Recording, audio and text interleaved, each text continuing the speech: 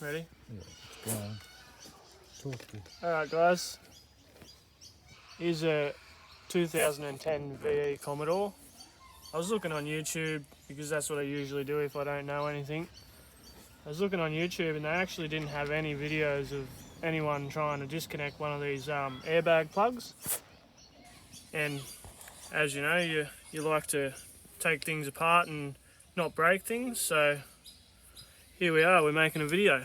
So with this wiring plug, the other one's fairly easy. I could have shown you that one as well, but this one was the difficult one.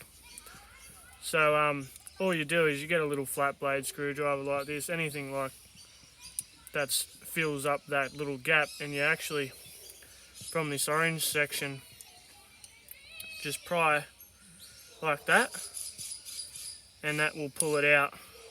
And once you pull that out, you push that down and pull like so. And there you go. You don't have to break it. That's done.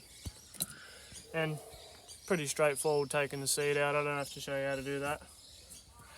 But enjoy your day, guys. Battery thing.